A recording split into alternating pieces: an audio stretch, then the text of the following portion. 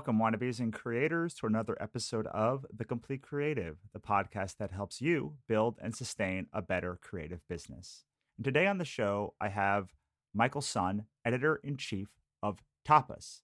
Tapas is a webcomic program that seeks to do webcomics in little bite sized chunks that you can enjoy in 5 to 6 minutes a day. I've always enjoyed Tapas and the creators that I've found on the platform.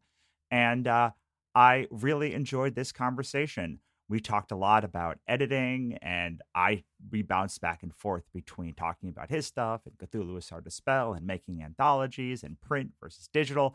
And it was great. And so I hope you enjoy it. Before we get into the show, I want to let you know, or remind you if you already know, that I have an entire website built out to helping creatives build and sustain their creative career at www.thecompletecreative.com. And it's full of free courses.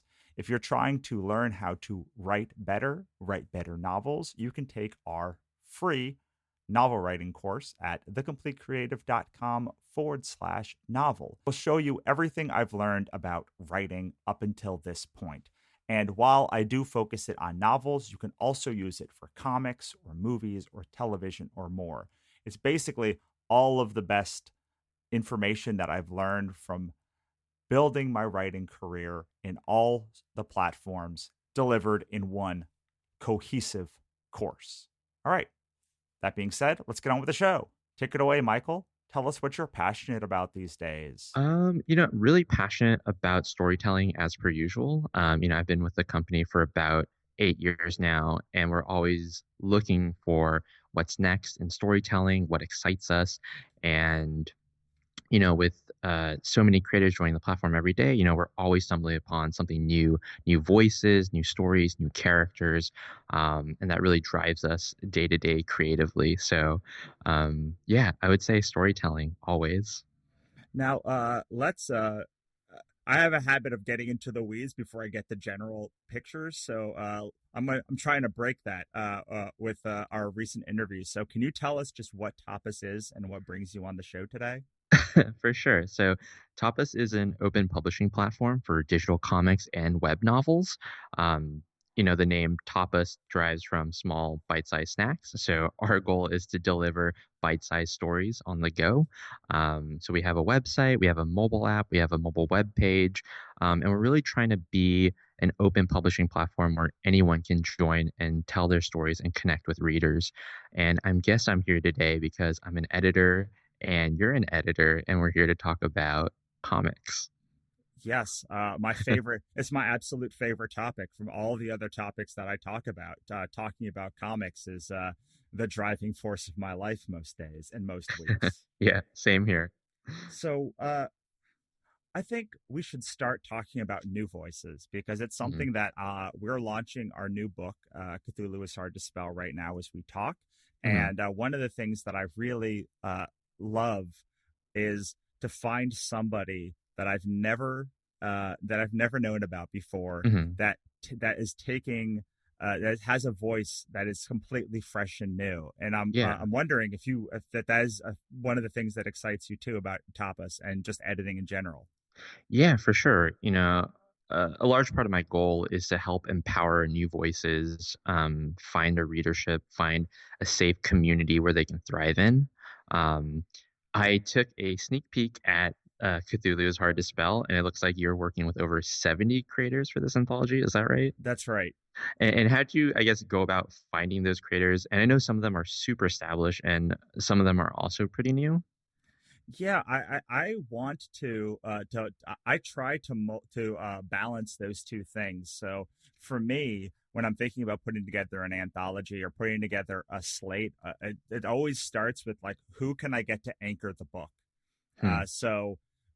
Two or three established big name creators that will be recognized. And then the majority of the book are people I've either worked with before or have a track record. So, like the journeyman comic creator who I know we're going to deliver.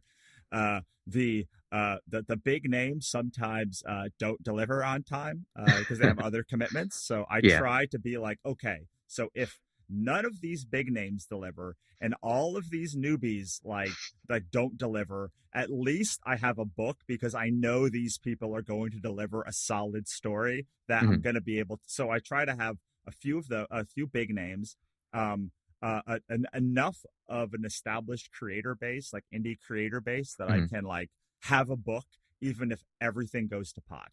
And Yeah. then new creators who I've either never met before, have never worked in comics before, or I've never worked with before. And I Mhm. think that that keeps people excited. That they're always able to find new voices. They're always able to see new stories from the creators they like, and all the creators are able to be like, "Wow, I was just in an anthology with Paul Jenkins." Yeah. I mean, that's amazing. So I also saw that there are 38 stories. So are you creating the, I guess, creative teams, or are they kind of finding each other, or how does that aspect work? They find each other. So Mhm. sometimes I run a Facebook group called Authors and Creators Making Money Selling Books. So sometimes they find each other in there, but they have to come to the book with their team in place. Much like I'm assuming that they have to come to Tapas with a team in place to do their book too. Yeah, especially on like the community side, that's usually always the case. On the, I guess, more premium or professional publisher side, where Tapas is a bit more hands-on, we do go about finding like writers and artists to pair together that we think could make something new and exciting and thrilling. When you're going on to that the publishing the part that you're more involved in, are you looking for more established creators, or do you have a sort of model where you can Um, mhm. or people that have a fan base, or how does that work? Yeah, it's a little bit of both, I would say. Like one that comes to mind is like Cheshire Crossing that we published, I think, a couple years ago.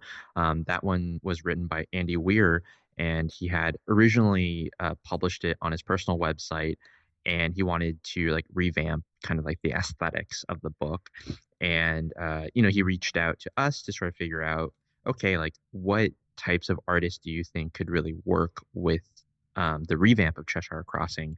And so we went about, looking at all the creators on platform, and we finally landed on Sarah Anderson, who does a really great comic called Sarah Scribbles, previously Doodle Time. And Sarah had mentioned like, oh, she can really really draw. Most of her stuff are like gag a day, kind of more of a sketchy style, but when we saw her portfolio, we absolutely fell in love. And so we paired, Andy Weir, who wrote The Martian, and is like one of the biggest novelists in the world. And we paired him with Sarah Anderson, who is undoubtedly like one of the biggest webcomic creators in the world as well. And we thought that that was a really exciting pairing where, we're taking the best of both worlds and seeing what happens through that collaboration. Um, but other times, we're working with established writers and we're trying to find maybe a creator from the community who might not be as well established. And we think that that is an interesting marriage as well. A lot of times less established creators will take more creative risks. And I think that stirs up the pot and creates something that we, editorially couldn't come up with on our own. And I think as editors, we're always looking to be surprised by the final product in some way. Yeah, I think that's very close to the what I'm trying to do when I put together an anthology or a slate of books, because you need those people who you can go to press with. Like, look, it's just at some point, you have to go and talk to press, and this is not a knock against press, but like they want the name, like they have to say like what's the headline. Like I don't keep bringing up Paul Jenkins, but like Paul Jenkins in new anthology is the headline, not like bunch of creators who you've never heard of are in like. So you need those, but then you also need the ones that are going to be exciting to not just you but the other creators and the people who are buying the anthology or the product too. Yeah, totally. And I know that this is the second anthology within the Cthulhu is Hard to Spell. Is that correct? Yeah, but it's the third overall monster anthology. Has there ever been a time where Cthulhu is Hard to Spell was covered by like a PR or media outlet and they spelled Cthulhu wrong? No, but I'll tell you a funny story. Is I have edited now two of these books, and despite the fact that Cthulhu is hard to spell as the name of the production group, on every contract, on every page, the number one name, the number one word that's misspelled still is Cthulhu. Still, people cannot remember the second H or the first H or sometimes either H, which I Oh, the think is second weird. age. Yeah. So I'm not looking at it, and if you were to ask me how to spell it, I guarantee you I would have missed that second age. Yeah, it's easy. The only reason I remember it is because I remember the second H is for Hmm. horror. Oh, interesting. So that was actually Interesting. one of the original subtitles for the second anthology. Cthulhu is hard to spell. The second H is for horror, but it just didn't roll off the tongue as much as the terrible twos. I see. I see. It's amazing how much of my life is spent on the marketing side of the book, and how little is spent on the actual like creation of the book. I don't know. Mhm. Do you find you have a lot of time for the creating of the book, or is most of it about like branding and marketing the thing, or is it somewhere like a beautiful balance in between? That's a good question. I mean, I think the role of an editor at Tapas is a little bit of a misnomer at times. We're more like producers. We're out there scouting talent. We're out there building the creative team, figuring out the budget and the production schedule. We're overseeing the creative. And on top of that, we're very much involved in like the marketing aspects. How the marketing gets deployed, how the PR is put together, what the ROI and P&L sheets look like at the end of the day. So we're kind of like jack of all trades in terms of like the holistic view of how a story gets put together, from start to finish. Um, and I would say that it creates an interesting rhythm in like the creative endeavor, right? Where, on one part you have to think of how do I get the best creative out of these creators? Like what type of editorial style will really inspire them to put out their best work. Some creators need a lot of hand holding and a lot of one-on-one time, whereas there are other creators who have been doing this for so long or might be new and have a supreme amount of confidence that might not need as much hand holding. And on the flip side, as pseudo marketers, we're always trying to push ourselves in terms of, you know, we have a really creative drive at Tapas. Our goal is to tell stories that you can't find anywhere else. But in doing so, marketing works that might not have like comp titles or things to compare it to becomes increasingly difficult, but is also kind of something that demands creativity, right?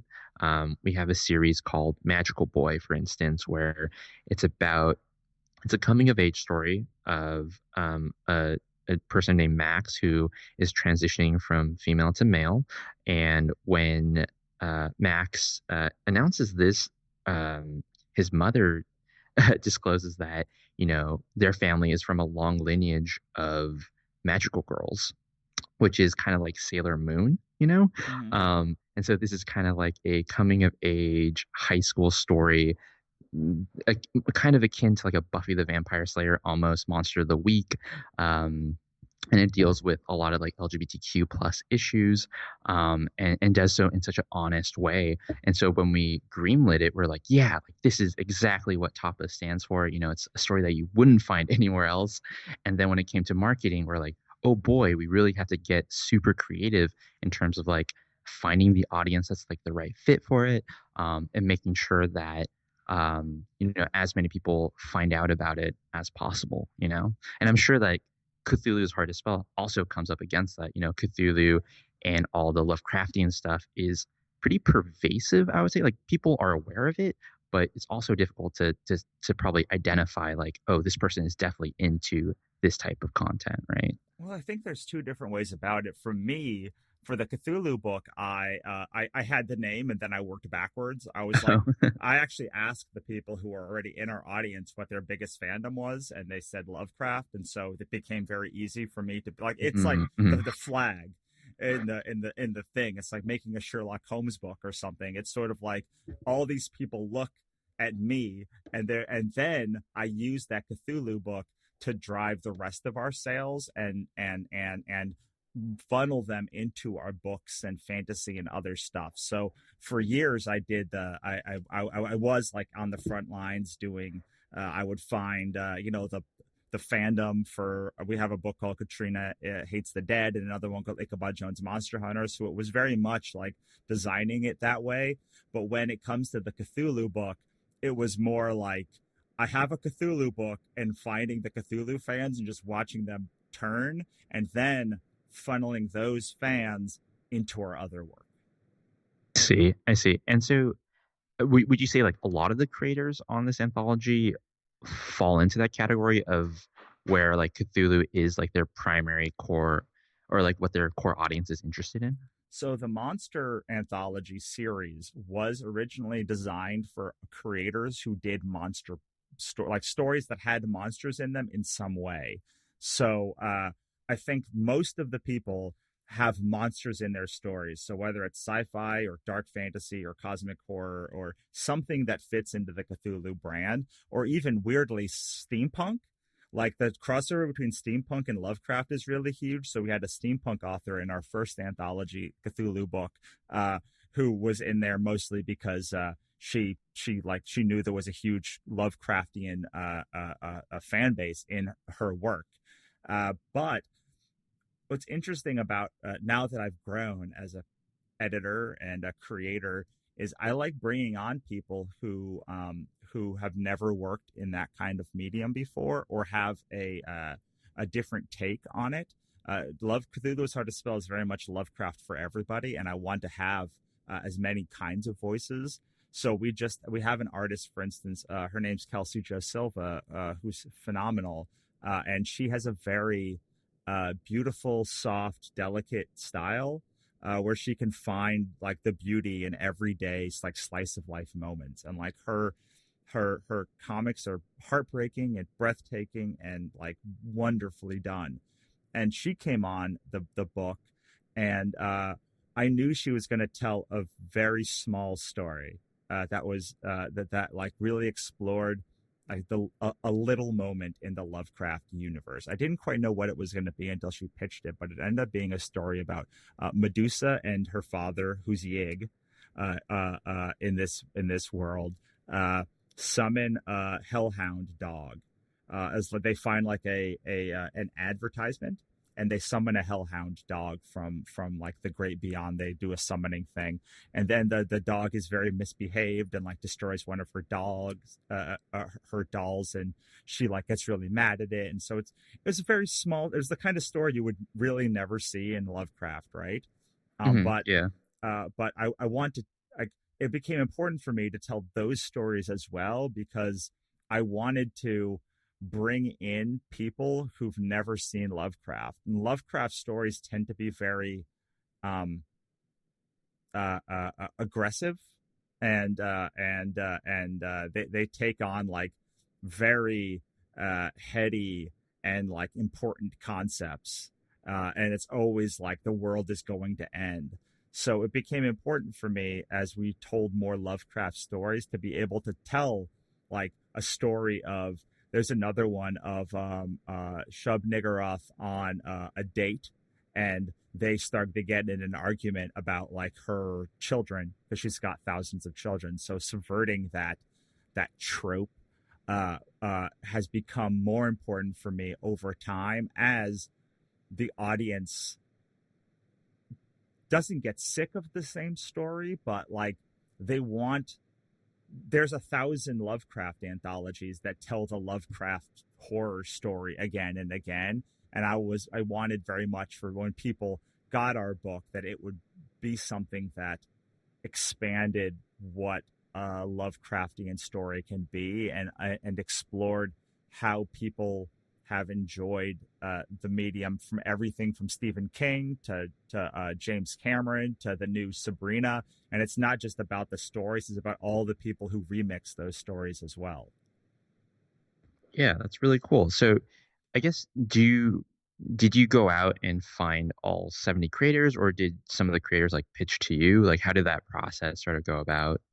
We for the first anthology we had open submissions, and then we for the last two, sorry, for the first one we had closed submissions. For the last two, it's been open. So I try to bring as many creators back as possible because it becomes a troop.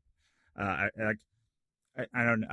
I'd love to get your take on this, but like once somebody proves themselves to like be dependable, I want them to work with me as much as possible because it's so hard to Yeah. find somebody that's dependable. Yeah, I think there's like this old adage in comics where it's like if you are two out of these three things, you'll have a job forever. And one is like being talented, two is being easy to work with, and three is just hitting deadlines. And if you find someone that fits all three, you just hold on to them for like dear life. Absolutely. So every time like there's a list of people who I just know like they're the people that are always going to deliver. Like I'm not 100% sure they're going to have a breathtaking, life-changing story, but they're going to deliver something that is wholly enjoyable, completely intakeable, and people are going to like every single time. They're going to get that same feeling, and I know what feeling they're going to get roughly. So they are just like automatic yeses. And Yeah, for then sure. new people sort of bubble up. And what's beautiful is, they don't all work out. A lot of them do. And hopefully over time, you just build like a bigger troop of people that you can count on, which is why I stole the idea straight from Marvel, where it's like they bring someone in on the anthology, and if they do well, they give them like a fill-in issue. If they do well, they give them like more work and more work and more work. But the anthologies are such a great little test of whether how people work. So you don't have to commit to greenlighting a whole series. You can commit to just greenlighting 4 pages. And if that works, you can sort of grow with them. And I am very risk averse to getting in bed with the wrong people. Interesting. Yeah, same here. Like, a lot of the creators that we work with at Tapas are very, very like new to like the industry or even like the professional workforce. So vetting talent has been something that we've constantly been trying to tinker with, work on. Like, how do you vet creators before greenlighting? Like for us, like what is a massive undertaking, which is either 24 to 48 episodes, which spans the course of 1 to 2 years in terms of like a production timeline. Um, so yeah, we do similar things where we like test them out on smaller projects every now and then, whether it's like a colorist job or like an inking job, and then sort of graduating them towards other roles. Yeah, I mean it's so important. It's the most important thing. You were talking about how you have such a broad role of basically producing all of this stuff, and for me, my goal is to spend an inordinate amount of time hiring, so that by the time that I'm through hiring somebody, I'm 80% done with the work, and I can just let them go and focus on the rest of it because there's so much more. If I have to keep going back, like if I have to keep going back and tinkering and like doing a lot of heavy script revisions and working with them, it means it's a failure not on their part. It's a failure on my part to get the ship running in the right direction from the get go. Yeah, for sure, for sure. Especially because, I mean, like you said, there's just so much to do.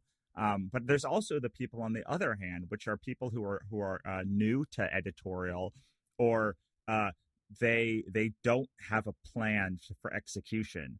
And I deal with those because I'm in a lot of anthologies and I work with a lot of other teams. And a lot of the times you find uh, that people are willing to do the work if you just tell them what to do. But what they're not willing to do, or they're not uh, uh, don't maybe have the sophistication to do, is figure out what the work that you want them to do is. But if you set the timetable and you give them every step along the way, most people, at least if you hire right, will hit it. Do you find that? Yeah, I think so. I think that we have pretty like a pretty good foundation in terms of like how long an episode takes to produce. And we try to add some padding at the beginning and end of the production schedule just so that we can cover our bases. Because as you probably know, like, when working in production or comics in particular, anything that can go wrong will eventually go wrong, whether it's in one project or another, right? Yeah, and it's not even it's not even something you can predict. So one time I was working on a project and the artist got carpal tunnel in his hand and he couldn't draw for 6 months. And it's like that's like not something you can plan. And what do you do when that happens? Like you just have to deal with it. And so luckily we had quite a bit of time padded into our schedule, and I was able to flip some projects around to make sure that we hit like that he had it. But uh that's what I worry about now is not like the person that I'm hiring is going to like flake or anything. It's that some parents going to die, or like natural disaster is going to happen, or virus is going to take out their town, that's going to like set me back 6 months, much more than like any of the minutia part of it. Because like you said, like once you have the process and you hire the right people for that process, it becomes hopefully a machine. Yeah, absolutely. Yeah, so things that are outside of our control that always like derails things. But I think that in comics we're pretty understanding of those things and we're pretty adaptable, especially in like digital publishing. Like print publishing, you have certain deadlines that you have to hit. You have to get the actual pages to the printer on time. Otherwise, that derails everything. After that, like marketing gets derailed and whatnot. So, but in digital, like we have a little bit more flexibility, I would say. When you guys plan something out, how far in advance, like how many chapters do you have done before you start to launch a project? It varies, I think. It varies from the complexity of the project. A lot of times we feel pretty confident when we're about 65% of the way into production to finally release something online. Um, I think that especially because of our like release schedule as well. We're trying to release something once a week. So yeah. So I'm going to since you're here, I'm going to pick your brain about like how to actually create like something for tapas, because uh it's very different. When I look at your site, it's very different than most of the other traditional comic book publishers. You're aiming for a different seemingly younger demographic. So like what makes a good tapas or breakout hit for tapas? That's a very good question. Yeah, I think you hit it on the head with the fact that we aren't similar to a lot of traditional publishers. I would say that our audience and our creator base skews quite young and also skews female. I think that separates us from traditional publishers and also what makes us really special. Um, most publishers are trying to tell, I guess, superhero stories or sci-fi fantasy, I would say, are like the big ones in traditional print publishing right now. Um, you know, Fantasy does really well on platform. Horror does really well on platform. And I think our biggest hit is probably romance, whether it's fantasy romance, a horror story with a romance element, or just romance, I guess, on its own. Um, I think that's kind of like the core ingredients as to what makes something a hit on Tapas. But I think the secret sauce is always characters that you would want to hang out with, Tapas is a platform where, we're trying to get readers to spend 3 to 5 minutes a day just reading comics. And within those 3 to 5 minutes, as a creator, you have to either tell a complete story beat or reveal something about a character or introduce kind of like a narrative hook. And those are all very difficult things to do. But at the end of the day, I think readers remember and cherish their time with these characters. So making the characters likable or maybe unlikable, but in an endearing way, which sounds ironic, but people that you would want to hang out with, I think is a really important element of how to find success on Tapas.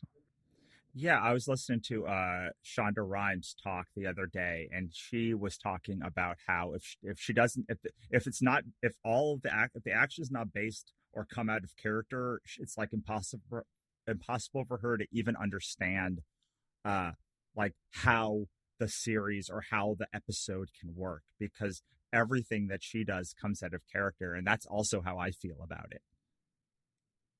Yeah, I think that does speak truth to what we're also trying to do here at Tapas as well. So the biggest question that I get from people is like, how do you brand yourself and how do you build an audience? And as someone who has tried a couple of times to do the webcomic thing with never as much success as I have with print and Kickstarter, I'd love to talk with you about branding for a minute. I suppose is the thesis statement that I'm trying to get at. Yeah, for sure. I wrote this article, goodness, I think in like 2013 about branding yourself and marketing yourself in the digital space. I think that the truth today is that it's never been easier to publish digitally, and it's also never been harder to get noticed digitally, because there's just so much stuff out there. I think a lot of comic creators, especially web comic creators, think of, you know, if they had to compete, they're competing with others like webcomic creators, which I don't think is the case anymore. I think even Tapas as a platform, we're competing for time, and everyone's competing for time. Think about your daily routine, right? Like, how much time do you have in a given day to really read web comics, or even watch something on Netflix or YouTube, or even invest in like spending time on like social media, right? Um, so I would say that uh, one, there are so many tools out there to publish your stories and get it out there. But two, you know, to get a reader's attention is growing incredibly difficult. Like, we have 70,000 stories on Tapas. That's a lot of stories. So making yourself stand out is becoming more difficult, and you have, like, there's that old comic adage again where it was either Mark Waid, or I want to say Brian K. Vaughan, that said breaking into comics is like breaking into a castle. No two people do it the same way.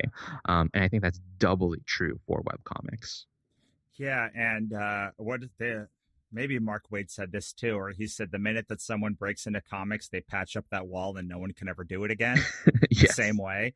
Uh, I love what you were talking about time because when the thing that I normally am selling is a complete book, which is a finite time commitment, and the thing that I've always found so interesting about web comics is it's it's not finite. It's sort of like a subscription model where you have to keep coming back every week and like carving time out of it.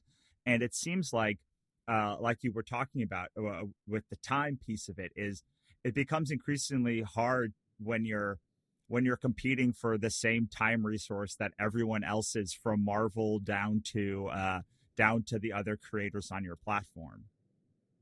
Yeah, yeah, I think so.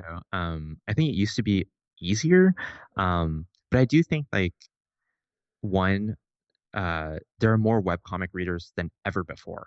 I mean, and there's also it's growing momentum year after year. I mean, we're growing so much on Tapas that it gives us a lot of hope that there are enough readers for hopefully everyone in this space. Do you see it continuing in that trajectory in the future, like as rapidly as webcomics have grown in the past? I mean, my answer is hopefully yes. I think that um, okay, so we did kind of like an experiment or like a thought exercise when we're talking to a group of college students, and we asked the room full of people like, how many of you are webcomic readers? And very few of them like raised their hand, right? And then we asked like, how many of you have read this? And we showed on the screen like the oatmeal, and we showed on the screen Sarah Anderson, we showed on the screen Shen Comics, and all of them raised their hand eventually. So I will say that people probably won't traditionally describe themselves as webcomic readers, but there are so many quote unquote webcomic readers out there. It's so interesting because it's basically the same thing for podcasts, where someone says, "Have you listened to this and this and this?" And even people that don't, eventually you'll get all of, like, almost everybody to say they've listened to something in the podcast medium, even if they don't consider them fans of podcasts. Yeah, for sure. I think, yeah, like another thing is like you've probably seen tons of people out there that wear like a Superman shirt or like a Spider-Man shirt. I own a pair of Spider-Man sneakers. Um, And a lot of those people probably wouldn't consider themselves traditional comic fans that go to the comic store every Wednesday, right? Right, exactly. Yeah, so I think, we're in a similar space where there are so many people that are just interested in finding new ways to explore story. And I think that there is a huge generation of readers out there that are looking for some way to identify with creators that they feel reflect themselves. And I think that other mediums such as traditional television or even in the streaming space that aren't adequately addressing that contingency of consumers. Yeah, so one of the reasons why I've been trying so hard for the past couple of years is to get into doing web comics. Is it's a it's a young market. Like people that read comics traditionally generally tend to be like my audience keeps aging, and I'm trying, and web comics is such a great way to cultivate that younger audience and hook them young, but it takes something different than it takes a different kind of story than traditionally I've been telling in comics, and I can tell because I tried to just take the comics that I have and move them into web comics, and that didn't work. So now we've actually been building a couple from the literal ground up to work as web comics in the way that we think web comics works, because we want to capture those people because those are the readers of the future. Also, one of those things where in digital, we don't really have those, I guess, distribution limitations. Like if you really want to get into bookstores, you have to either talk directly to those owners or you have to go through Diamond, which is notoriously difficult. But digital, like, there's really no gatekeepers in terms of A, publishing and two, distribution, right? Yeah, but at some level, sometimes the distribution is helpful to make you stand out because the distribution becomes its own block. Like to have a printed book takes effort, to go to a convention takes effort, and those two things uh, set set you apart almost naturally in a way that there's so many good web comics that you can publish for free, and you don't have that same uh, uh, barrier or to getting through. So it takes, I think, a different mindset than, hey, I'm going to print this book really beautifully and bring it to a show, and there's only going to be 100 other creators there. So like all you have to do is be better than them. Where it's like, no, now you've got to be as good or better and stand out against 70,000 people who have no barrier to entry. Yeah, I guess that's true. I guess another interesting thing was, for us at Tapas, we haven't really done too much of like the convention circuit. I would say that a primary thing that we try to accomplish whenever we go to conventions is like B2B business, right? We never really had like a booth for like consumer facing products. Um, but we found that if we were to have done like a big push at a convention, based on like the economics around attending, we could probably do a lot better with some type of like digital marketing initiative, in terms of getting brand exposure out there, getting us in front of more readers, reaching audiences across the United States. I think that for us, we've always seen conventions as like a really interesting space to connect one on one and to get like that immediate feedback, and also seeing like the looks on people's faces.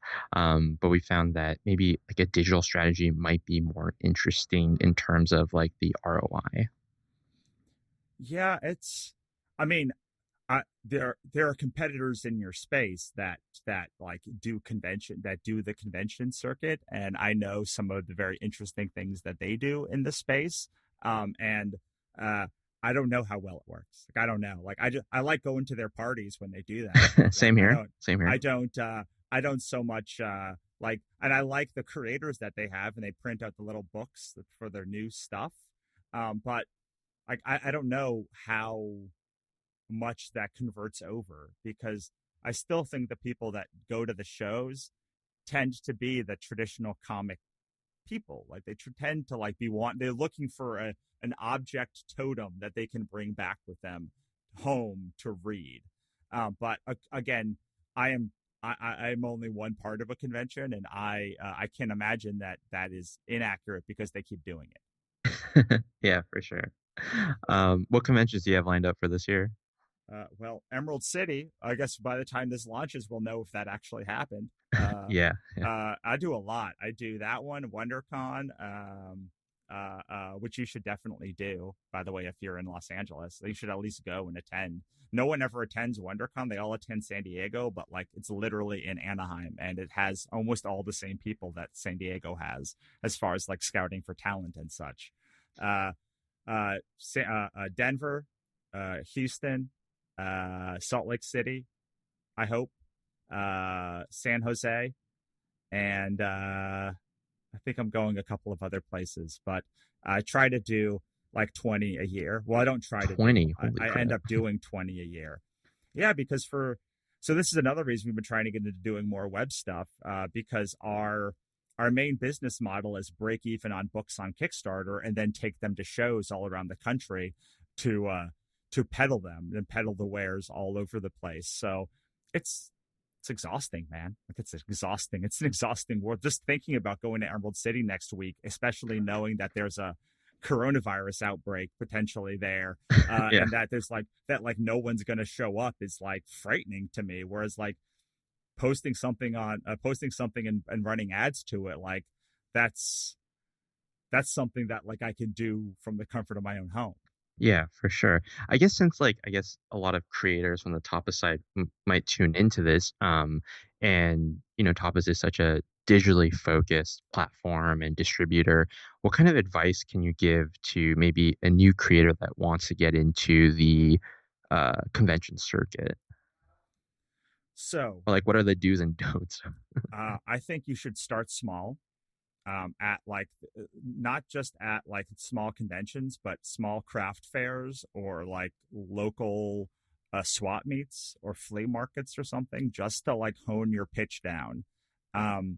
But you also want to know what kind of shows to do. So, for instance, my friend Angela Odling has a comic called Detached, and or Kelsey Joe Silva. Their stuff would works much better at like zine festivals. Their stuff just like, especially Angela's, is handmade, and it's very it feels very at home in like the zine market, as opposed to my books, which work very well at comic conventions and book shows and horror conventions. And I have other friends who do kids book festivals and art fairs, and so you really need to do a breadth of stuff to see where your stuff lands. Also, you want most artists are introverted. If you're an extroverted artist, more power to you. It's going to be a lot easier for you. But if you're an introverted artist who does not like speaking to people, or it drains you, what I will say is you need to really take that into account before the event and after the event. You need to give yourself time to not deal with people and build up your strength, because it's going to zap you. Because you do need to talk to people. Or in lieu of talking to people, if you don't want to talk to people, you need to make your booth very inviting so that people come over to it. But you need to do something to get people to your booth, because otherwise you're going to waste your time. You're just going to be sitting there and you're going to be bitter that people don't, that people don't respond to your work. But it's not they're not responding, it's that they're mostly overstimulated and they need something to snap them into focus and wake them up. So I have a big sign on my table that says I made these, which like I ask people, are you a reader? Just asking a very generic question, something that if they say no, it does not feel like a personal affront. While I am offended when people say that they're not readers, it's not like my own work that they're not responding to, as opposed to asking a more personal question. So a lot of times they'll say, are you a reader? Do you like comics or books better? What's your favorite genre? And I'm trying to guide them to like whether I think they'd be a good fit for my work. And if they're not, I usually tell them, I don't think this is for you. You can check it out, but like I really think you'll like this thing over there. And I point to somebody else. Do a table with other people, not 5 other people, one other person who you can work with to sell books together. So it could be you're making a book for adults and they're making a book for kids, and you can like sort of. I used to do monsters for the whole family. My friend Michael Tanner had a YA zombie book. I had a more adult zombie book. So we would say there's something that you can pick up for the whole family. But we're talking to the whole market, and it allowed us to bring double the people in. Mailing lists are not dead. Please like get a mailing list, because otherwise you're building on other people's platforms. You don't have to send every week, although I recommend it. But you do want to have a way that you can touch people when they have something for you. And frankly, it irritates me that my webcomic friends don't have a mailing list, because I don't want to have to go. I don't go to the platform every week. Like I don't go to Tapas or the other platforms every week. I go, so I often forget that they have a something, and then I'm 10 episodes behind by the time it finally shows up in my personal feed. And if they just would send me the stupid email every week when they had a new thing, I would be able to go every week or whenever they update for it. I'm actually looking to get that information, and still my friends refuse to do it. So all of those, like if you're going to the show, it should be a marketing opportunity. It should be a sales opportunity, and because you want to take that conversation you have and bring it back online, and then you want to take that online and turn it into a sale at some point. So the last thing I will say is it's always good to have an exclusive thing at the show that you can't get on your web store. I almost always have something that is only available at a show. So I do like a set of pins. It's the 9 pins at this point, 10 pins, and you only can get them during our Kickstarters or at our shows. So if you want that piece of merch, you have to get it at the show. Some of my books have exclusive covers. You can only get it at shows. And that's because people want to like connect, but they will use any excuse to not buy. And I got one more, I guess. The last one is that a lot of people think that because something is available for free online, people won't buy it if they collect it into a book. And I found that not to be the case. People want the experience of having the whole piece or having a complete thought. And I've bought so many books from webcomic people because I missed 20 episodes, or I just fell off eventually, or I read it, but reading it in one sitting is a different kind of experience. So just because you're giving away for free, don't think that you can't also sell it, especially if you're doing something exclusive for that convention. Yeah, I totally agree. I mean, for us, when we're looking at digital, we're not here to compete with the print market. In fact, we see ourselves as more like an additive experience. There's a group of creators called Bottled Lightning. They do a phenomenal series called The Only Living Boy. And they published on Tapas, and they found that a lot of people would come up to them at conventions saying like, "Oh, I've seen this online," and they want to buy like the physical print version. This actually led us to one of our bigger collaborations with like Boom Studios. They had this series by Carla Usdin and Nina Vakuyeva called Heavy Vinyl, previously Hi-Fi Fight Club. I was in college, I think, reading it and really loving it, and noticing that, like the sales numbers were pretty good, I would say, but could have been so much better, but they just weren't reaching like the audience, right? Heavy Vinyl is about a group of women that are running a record shop and start a kind of like fight club, I guess, is a way to put it. But, we digitally distributed that title, and it's done really, really well on Tapas. We reformatted it so, from the page to the mobile adaptation, so it looks like it was always meant to be read on your phone or on digital. But that one has been performing really, really well on platform. I think it's gotten over 15,000 subscribers. We are the digital exclusive publisher for Volume 2. It's such a wonderful partnership. And I think, there's so much more that digital can do to help out with the physical side of comics. Absolutely. And one recommendation I have is a lot of times when you do the episodes, they don't translate one to one to the book. So I do recommend, like, oftentimes you'll have to add a page or two pages here and there to make it like make sense as a continuous reading experience, and don't fear doing that. In fact, adding that little bit in the print run uh, could actually help it, because a lot of times you break like every 6 pages, right? Roughly, if you're doing 30 panels per, if you're doing 30 panels per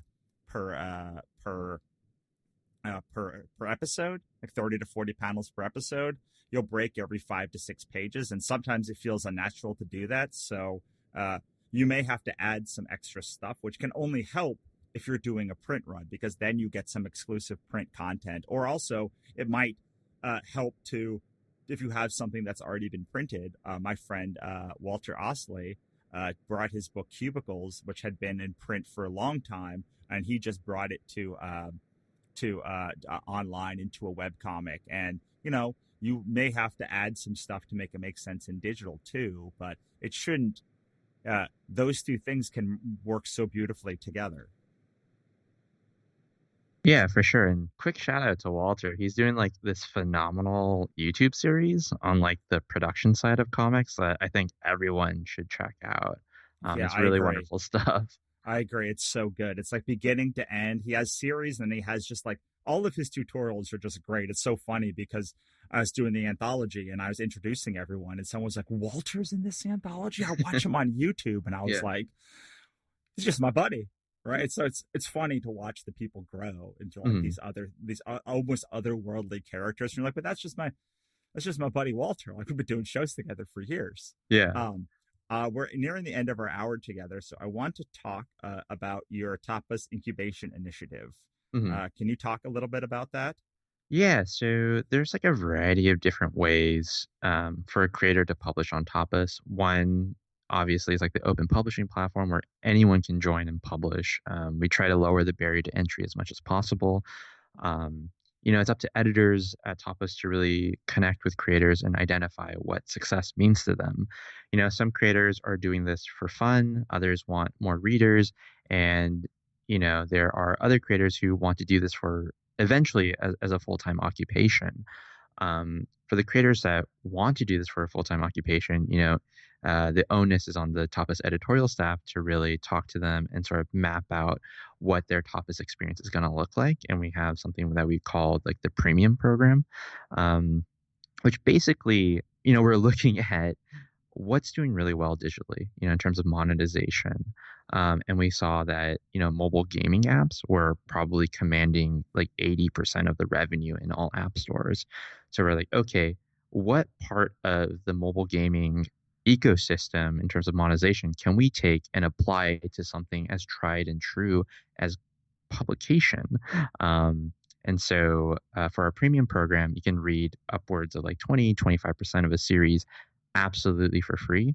And then you'll come upon like a paywall where you'll have to participate in like a microtransaction, whether that's anywhere from like 8 to 15 cents per episode. And then we built around that an ability for readers to watch video ads, install partner apps in order to get their own digital currency to unlock those series and help support their favorite creators.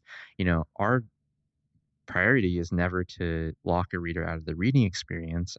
We just want to help democratize how creators are able to make money doing what they love.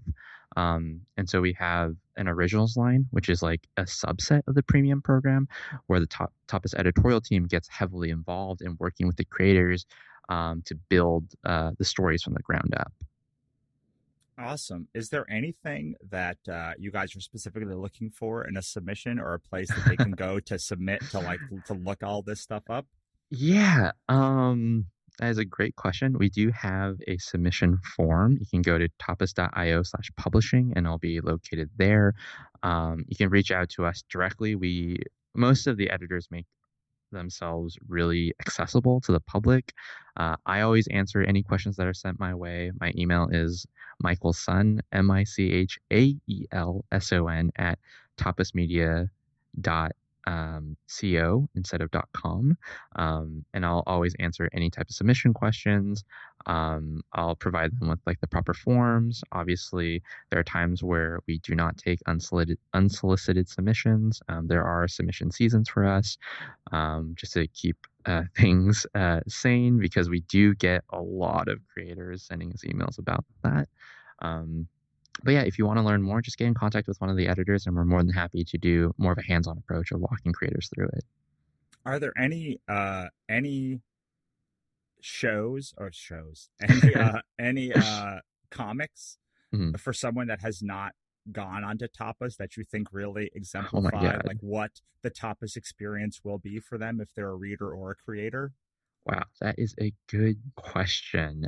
Um, Whenever someone new comes to the site and is asking for recommendations, I typically try to ask, like what kinds of TV shows or what kinds of movies are they interested in, and kind of catering towards that. Um, I think that, gosh, like our editorial drive is to tell stories they can't find anywhere else, right?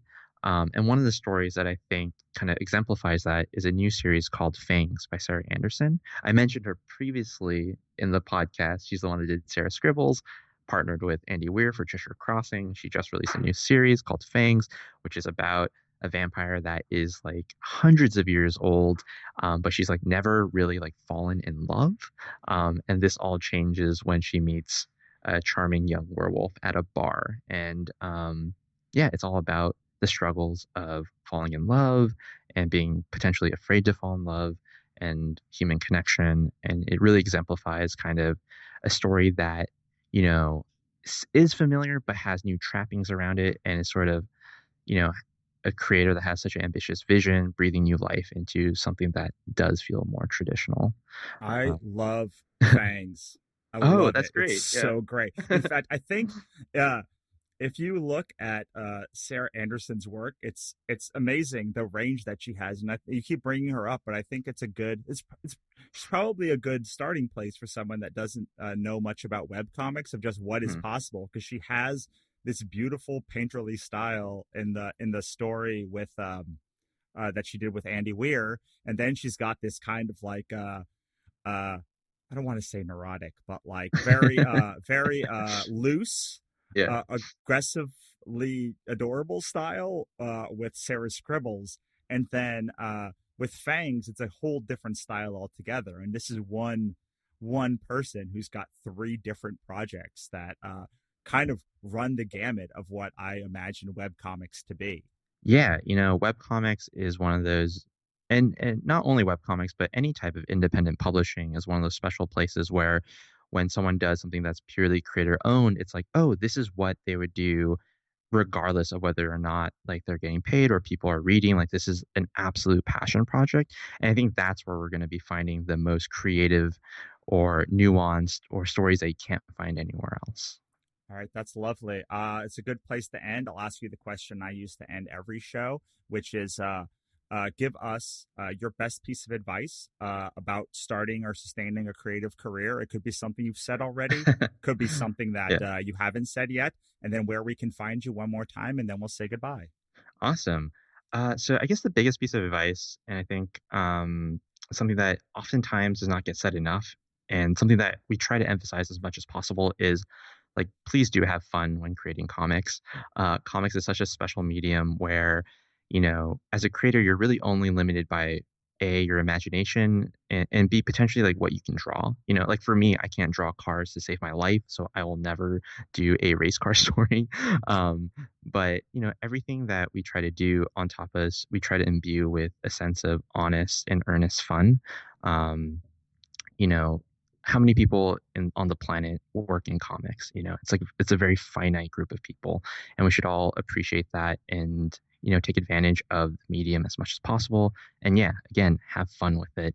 If you aren't having fun, try to rethink it, reapproach it, try to fall in love with it all over again. But at the end of the day, you should be having fun if you're making comics. In terms of where you can find us, www.tapas.io. You can look up Tapas Comics on the iOS and Android App Store. Please do give us a 5-star review. And you can find me anytime. Email me michaelsun@tapasmedia.co. More than happy to answer and connect with anyone that sends an email my way. Awesome. Thank you so much for stopping by, Michael. Yeah, thanks for having me. I really appreciate it. So that was Michael Sun, editor-in-chief of Tapas, and I hope you enjoyed it. If you did, make sure to head on over to Tapas and read some comics, connect with him, and let him know how much you enjoyed it. And while you're surfing the internet, head on over to thecompletecreative.com and check out all of our awesome free courses, blog posts, and the archives of this podcast. And if you're feeling real adventurous, subscribe, rate, and review today. Thanks so much. I'll talk to you next time.